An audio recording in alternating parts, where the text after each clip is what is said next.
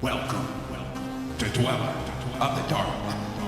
We are wicked wizards demanding the resurrection of the yellowed and blackened bones of forgotten masters of horror, science fiction, fantasy, and beyond.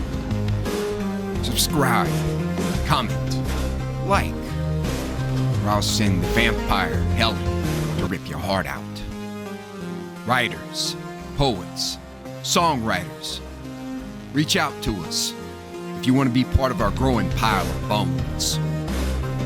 Writing, ghostwriting services on Upwork and Fiverr. We've had a 98% successful completion rate for projects. Contact links below. Children of Horror, Legion of Ghouls. The season of Halloween has arrived. Each night, we will present a tale, song, or poem in the ghoulish spirit of the season. For day 22, we proudly present Ambrose Bierce's The Eyes of the Panther.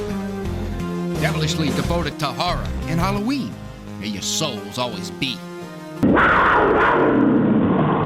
The Eyes of the Panther by Ambrose Bierce.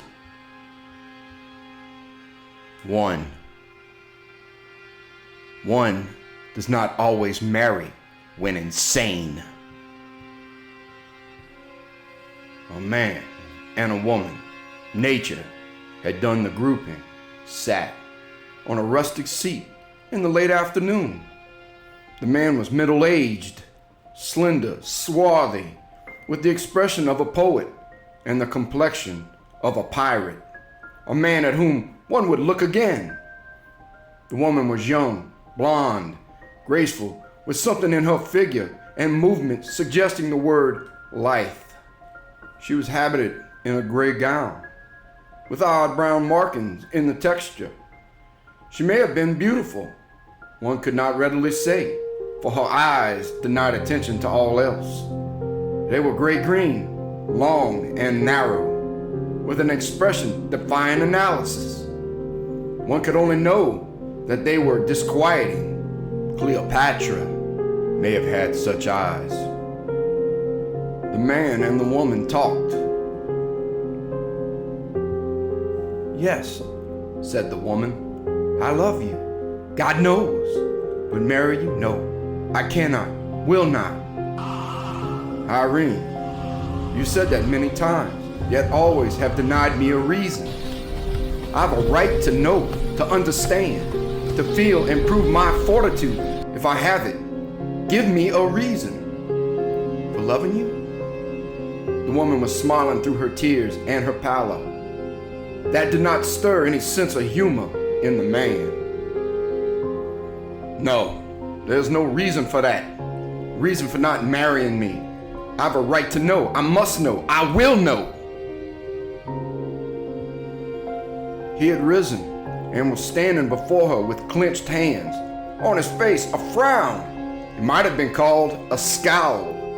He looked as if he might attempt to learn by strangling her. She smiled no more, merely sat looking up into his face with a fixed, set regard that was utterly without emotion or sentiment. Yet it had something in it that tamed his resentment and made him shiver. "You are determined to have my reason?" she asked in a tone that was entirely mechanical, a tone that might have been her look made audible. "If you please, if I'm not asking too much." Apparently, this lord of creation was yielding some part of his dominion over his co-creature. "Very well, you shall know. I am insane." The man started, then looked incredulous and was conscious that he ought to be amused. But again, the sense of humor failed him in his need, and despite his disbelief, he was profoundly disturbed by that which he did not believe. Between our convictions and our feelings, there is no good understanding. "That is what the physicians would say," the woman continued, "if they knew. I might myself prefer to call it a case of possession. Sit down and hear what I have to say." The man silently resumed his seat beside her on the rustic bench by the wayside. Over against them, on the eastern side of the valley, the hills were already sunset flushed, and the stillness all about was of that peculiar quality that foretells the twilight. Something of its mysterious and significant solemnity had imparted itself to the man's mood. In the spiritual, as in the material world, are signs and presages of night, rarely meeting her look, and whenever he did so, conscious of the indefinable dread with which, despite their feline beauty, her eyes always affected him. Jenna Braden listened in silence to the story told by Irene Marlowe. In deference to the reader's possible prejudice against the artless method of an unpracticed historian, the author ventures to substitute his own version for hers.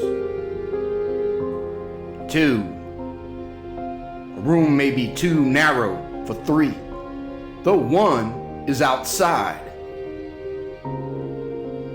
In a little log house containing a single room, sparely and rudely furnished, crouching on the floor against one of the walls was a woman, clasping to her breast a child. Outside, a dense, unbroken forest extended for many miles in every direction. This was at night, and the room was black dark. No human eye could have discerned the woman and the child. Yet, they were observed, narrowly, vigilantly, with never even a momentary slackening of attention. And that is the pivotal fact upon which this narrative turns. Charles Marlowe was of the class, now extinct in this country, of woodmen pioneers, men who found their most acceptable surroundings in sylvan solitudes that stretched along the eastern slope of the Mississippi Valley, from the Great Lakes to the Gulf of Mexico. For more than 100 years, these men pushed ever westward, generation after generation, with rifle and axe, reclaiming from nature and her savage children here and there an isolated acreage for the plow. No sooner reclaimed than surrendered to their less venturesome but more thrifty successors. At last they burst through the edge of the forest into the open country and vanished as if they had fallen over a cliff. The woodman pioneer is no more, the pioneer of the plains, he whose easy task it was to subdue for occupancy 2/3 of the country in a single generation, is another and inferior creation. With Charles Marlowe in the wilderness, sharing the dangers, hardships, and privations of that strange, unprofitable life, were his wife and child, to whom, in the manner of his class, in which the domestic virtues were a religion, he was passionately attached. The woman was still young enough to be comely, new enough to the awful isolation of her lot, to be cheerful, by withholding the large capacity for happiness, which the simple satisfactions of the forest life could not have filled. Heaven had dealt honorably with her in her light household task, her child, her husband, and her few foolish books. She found abundant provision for her needs. One morning in midsummer, Marlowe took down his rifle from the wooden hooks on the wall and signified his intention of getting game. "We've meat enough," said the wife. "Please don't go out today. I dreamed last night. Oh, such a dreadful thing.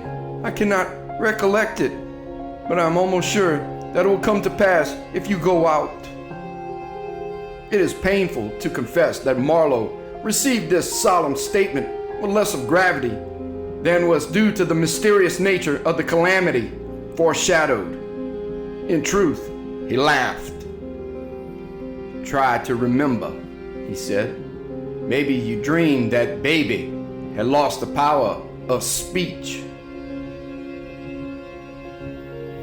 The conjecture was obviously suggested by the fact that baby, clinging to the fringe of his hunting coat with all her 10 pudgy thumbs, was at that moment uttering her sense of the situation in a series of exultant goo-goos, inspired by sight of her father's raccoon skin cap. The woman yielded. Lacking the gift of humor, she could not hold out against his kindly badinage. So, with a kiss for the mother and a kiss for the child, he left the house and closed the door upon his happiness forever. At nightfall, he had not returned. The woman prepared supper and waited. Then she put baby to bed and sang softly to her until she slept. By this time, the fire on the hearth at which she had cooked supper had burned out, and the room was lighted by a single candle. This she afterward placed in the open window as a sign and welcome to the hunter if he should approach from that side. She had thoughtfully closed and barred the door against such wild animals as might prefer it to an open window. Of the habits of beasts of prey in entering a house uninvited, she was not advised, though with true female provision, she may have considered the possibility of their entrance by way of the chimney. As the night wore on, she became not less anxious, but more drowsy, and at last rested her arms upon the bed by the child, and her head upon the arms. The candle in the window burned down to the socket, sputtered, and flared a moment, and went out unobserved. For the woman slept and dreamed. In her dreams, she sat beside the cradle of a second child. The first one was dead. The father was dead. The home in the forest was lost, and the dwelling in which she lived was unfamiliar. There were heavy oaken doors, always closed, and outside the windows, fastened into the thick stone walls, were iron bars, obviously, so she thought, a provision against Indians. All this she noted with an infinite self-pity, but without surprise, an emotion unknown in dreams. The child in the cradle was invisible under its coverlet, which something impelled her to remove. She did so, disclosing the face of a wild animal. In the shock of this dreadful revelation, the dreamer awoke, trembling in the darkness of her cabin in the wood. As a sense of her actual surroundings came slowly back to her, she felt for the child that was not a dream, and assured herself by its breathing that all was well with it. Nor could she forbear to pass a hand lightly across its face. Then, moved by some impulse for which she probably could not have accounted, she rose and took the sleeping babe in her arms, holding it close against her breast. The head of the child's cot was against the wall to which the woman now turned her back as she stood. Lifting her eyes, she saw two bright objects staring the darkness with a reddish-green glow. She took them to be two coals on the hearth, but with her returning sense of direction came the disquieting consciousness that they were not in that quarter of the room. Moreover, were too high, being nearly at the level of the eyes, of her own eyes, for these were the eyes of a panther. The beast was at the open window, directly opposite and not 5 paces away. Nothing but those terrible eyes was visible, but in the dreadful tumult of her feelings, as the situation disclosed itself to her understanding, she somehow knew that the animal was standing on its hinder feet, supporting itself with its paws on the window ledge. That signified a malign interest, not the mere gratification of an indolent curiosity. The consciousness of the attitude was an added horror, accentuating the menace of those awful eyes, in whose steadfast fire her strength and courage were alike consumed. Under their silent questioning, she shuddered and turned sick. Her knees failed her, and by degrees, instinctively, striving to avoid a sudden movement that might bring the beast upon her, she sank to the floor, crouched against the wall, and tried to shield the babe with her trembling body, without drawing her gaze from the luminous orbs that were killing her. No thought of her husband came to her in her agony, no hope, nor suggestion of rescue or escape. Her capacity for thought and feeling had narrowed to the dimensions of a single emotion: fear of the animal's spring, of the impact of its body, the buffeting of its great arms, the feel of its teeth in her throat, the mangling of her babe. Motionless now, and in absolute silence, she awaited her doom. The moments growing to hours, to years, to ages, and still those devilish eyes maintained their watch. Returning to his cabin late at night with a deer on his shoulders, Charles Marlowe tried the door. It did not yield. He knocked. There was no answer.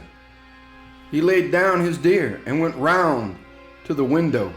As he turned the angle of the building, he fancied he heard a sound as of stealthy footfalls and a rustling in the undergrowth of the forest, but they were too slight for certainty, even to his practiced ear. Approaching the window, and to his surprise, finding it open, he threw his leg over the sill and entered. All was darkness and silence.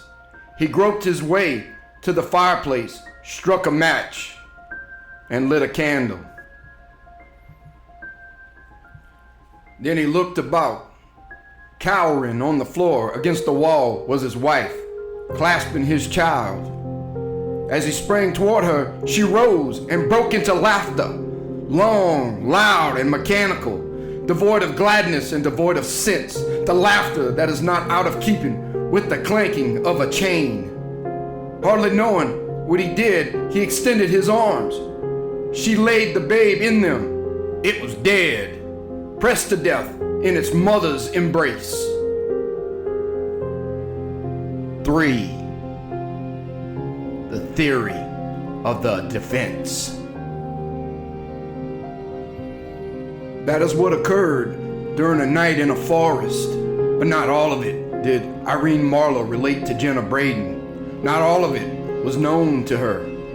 When she had concluded the sun was below the horizon, and the long summer twilight had begun to deepen in the hollows of the land.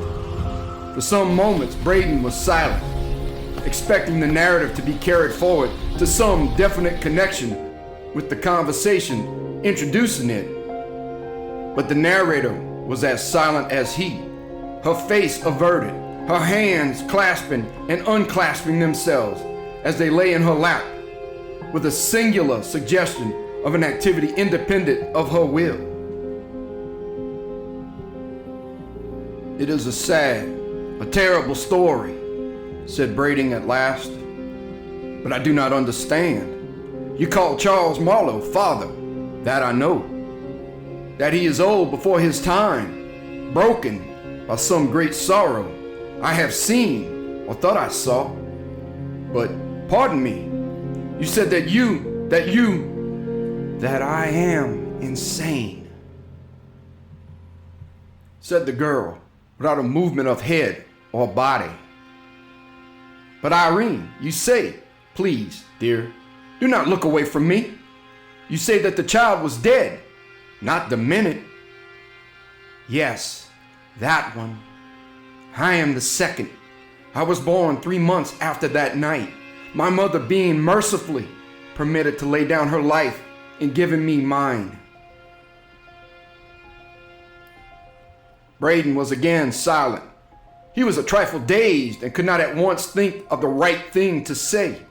Her face was still turned away. In his embarrassment, he reached impulsively toward the hands that lay closing and unclosing in her lap. But something, he could not have said what, restrained him. He then remembered, vaguely, that he had never altogether cared to take her hand. Is it likely, she resumed, that a person born under such circumstances is like others, is what you call sane? Braden did not reply.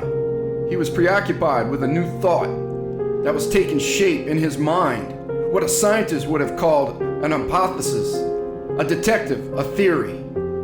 It might throw an added light, albeit a lurid one, upon such doubt of her sanity as her own assertion had not dispelled.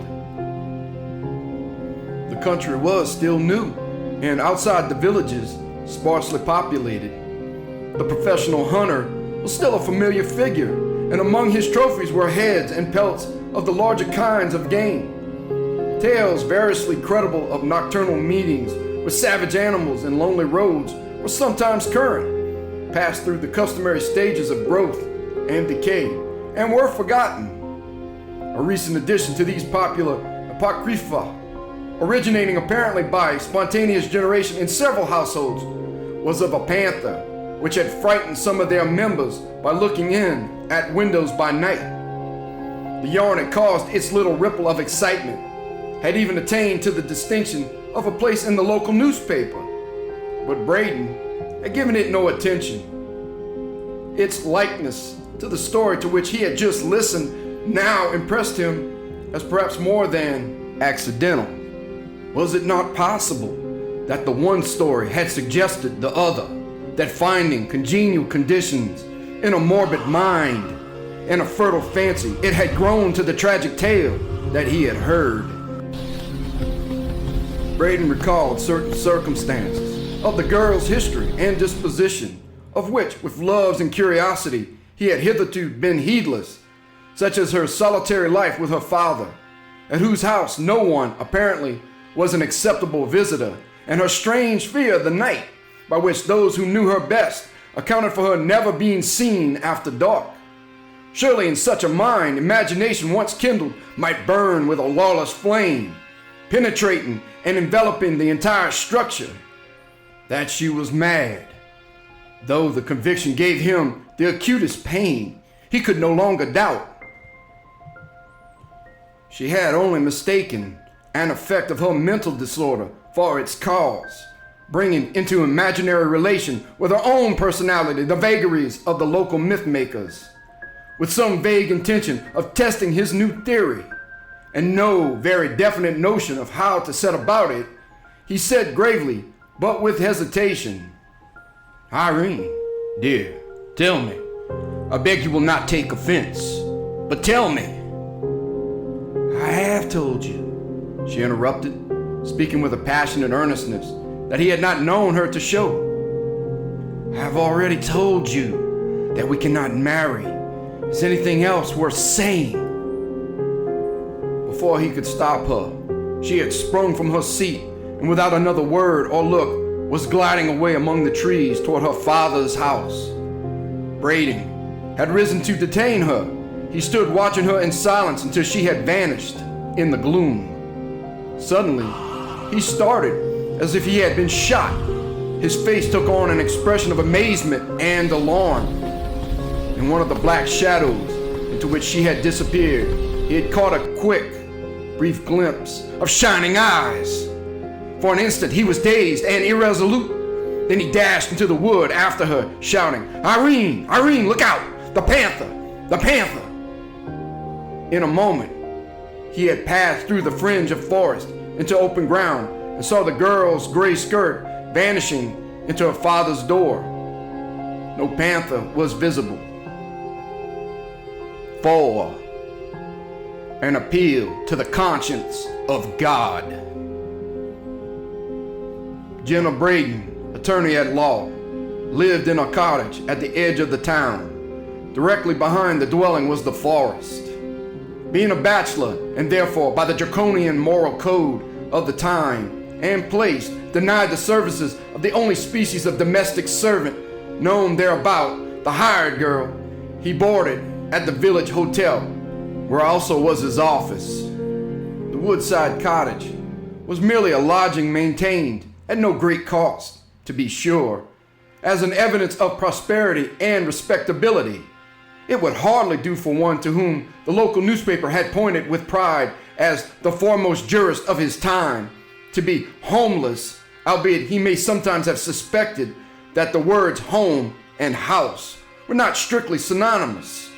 Indeed, his consciousness of the disparity and his will to harmonize it were matters of logical inference, for it was generally reported that soon after the cottage was built, its owner had made a futile venture in the direction of marriage, had, in truth, gone so far as to be rejected by the beautiful but eccentric daughter of Old Man Marlowe, the recluse. This was publicly believed because he had told it himself, and she had not, a reversal of the usual order of things, which could hardly fail to carry conviction. Braden's bedroom was at the rear of the house, with a single window facing the forest. One night, he was awakened by a noise at that window. He could hardly have said what it was like.